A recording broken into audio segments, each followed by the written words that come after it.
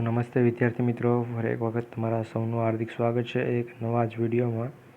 આજે આપણે કોન્સ્ટેબલની એક્ઝામ લેવાયેલી છે એના પર વાત કરીશું। એક્ઝામ તો લેવાયેલી છે, એનું પેપર છે એ ઘણું હાર્ડ હતું એ પ્રમાણે પણ માહિતી મળે છે કે એમાં આજે પણ ગુજરાતીનું પૂછાયેલું છે। ગુજરાતીમાં વ્યાકરણ આપણે કહી શકાય તો ગુજરાતીનું વ્યાકરણ છે ખૂબ જ અઘરું હતું અને એ સમય માગી લે એવું હતું।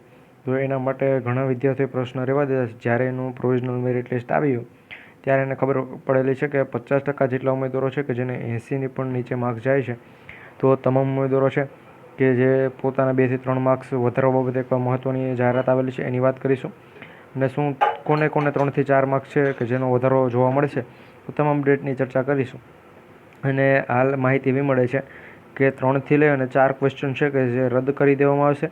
પ્લસ બીજા બધા મિત્રોનો પ્રશ્ન એવા હતા કે ઘણા મિત્રો છે એને તો મિત્રો બીજી વાત નથી કરવી, જો સીધા પોઈન્ટ પર આવીએ તો ઘણા મિત્રોને છે 80 માર્ક્સની નીચે સોરી મિત્રો પાર્ટ એ છે, પાર્ટ એમાં છે 40% માર્ક્સ છે એ નથી થતા।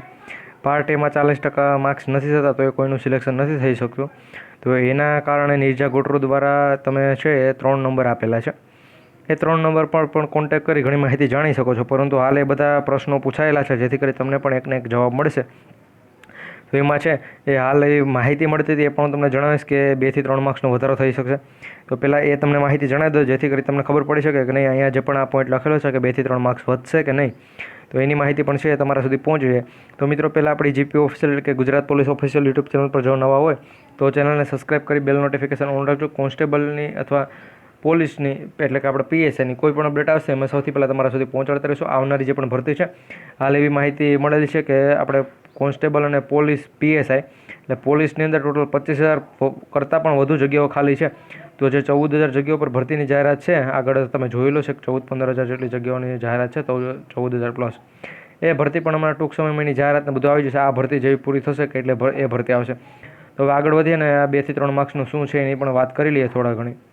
અહીંયા મિત્રો અશોક જીપી તરફથી લખવામાં આવેલ છે કે એલઆરડીમાં જે પણ ઉમેદવારો હોય કે કોઈ પણ પાર્ટની અંદર નાપાસ થતા હોય અને એને 2 થી 3 માર્ક્સ છે એ ઘટતા હોય તો હાલ થોડીક રાહ જોવાની જરૂર છે, કારણ કે પ્રોવિઝનલ આન્સર કીની આવશે અને એના પછી જે પણ નિર્ણય લેવાના છે એ લેવા આવશે। એટલે આજે મિત્રો એટલે કે કાલના દિવસે પ્રોવિઝનલ મેરિટ લિસ્ટ સાંજે જાહેર થઈ ગઈ છે।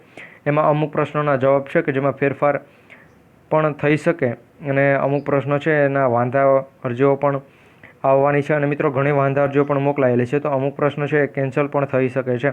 તો મિત્રો પાર્ટ એ છે કે પાર્ટ એની અંદર જ મેં તમને આગળ એક વિડીયો બનાવીને જણાવેલું છે અથવા એક વિડીયો છે એ બનાવવાનો પણ છે કે ભાઈ પાર્ટ એની અંદર જો 3 થી 4 એવા પ્રશ્નો છે કે જેનામાં તમામ ઉમેદવારોને તમારે કદાચ વાંધો ના હોય તો બાકી ઘણા બધા ઉમેદવારોના મેસેજ હતા કે ભાઈ બધાનો વાંધો છે અને પાર્ટ એની અંદર મેક્સિમમ તમારે મિનિમમ 40% માર્ક્સ હોવા જોઈએ, તો 40% માર્ક્સ પાર્ટ એની અંદર થતા નથી। જો આ 3 થી 4 ક્વેશ્ચન છે કે જે તમામ ઉમેદવારોને નડે છે પાર્ટીની અંદર, તો જો એ ક્વેશ્ચન રદ થઈ જાય અથવા એના માર્ક્સ બધાને ઓલરેડી મળી જાય તો આરામથી છે એ તમામનું સિલેક્શન થઈ જાય, એ પ્રમાણે એ માર્ક્સ ગેઇન કરી લે છે। પાર્ટ બીની અંદર જો બધાને સારા એવા માર્ક્સ છે પરંતુ પાર્ટ એમાં જે 40% હોવા જોઈએ 40% થતા નથી, જેથી કરી તેનું સિલેક્શન છે થઈ શકતું નથી।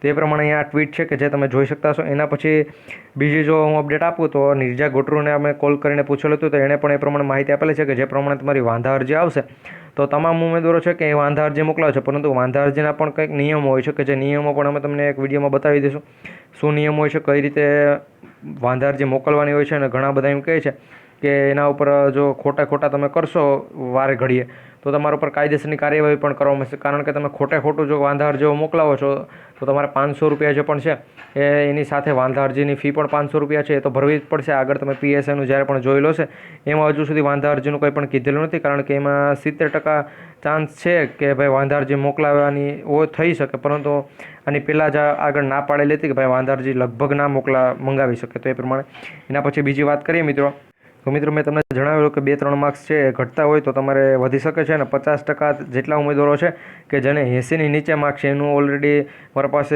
અમે તમને કઈ રીતે કહી રહ્યા છે એનું એક આખું એનાલિસિસ છે, તો એ જ્યારે પણ વિડીયો આવશે ત્યારે તમને જણાવી દઈશું। અને ઘણી એકેડમી એવી છે લગભગ મારી પાસે હાલ 9+ એકેડમીના આંકડા છે અને બધાના છે તો ઘણા છે 100થી 80થી 100નું કહી છે, 80થી 130 સુધીના કટ ઓફ કહી છે, તો ખરેખર કેટલું કટ ઓફ રહેશે એ પણ તમને કહી દઈશું। આ મિત્રો મેં કીધું એ પ્રમાણે જનરલ કેટેગરીનું છે અને તમામ ઉમેદવારોને 3 થી 4 માર્ક્સ છે એનો વધારો થશે પાર્ટ એની અંદર, કારણ કે વાંધા અરજી તો એ કયા પ્રશ્નો રદ થશે એના ઉપર પણ ફૂલ ડિટેલનો વિડીયો બનાવી તમને માહિતી આપી દઈશું. એટલે જો તમે આપણી જીપી ઓફિશિયલ યુટ્યુબ ચેનલ પર નવા હોય તો ચેનલને સબસ્ક્રાઇબ કરી બેલ નોટિફિકેશન ઓન રાખજો, જેથી કરી આવી નાના મોટી અપડેટ અમે સૌથી પહેલાં તમારા સુધી પહોંચાડતા રહીએ. મળીશું એક નવા વિડીયો.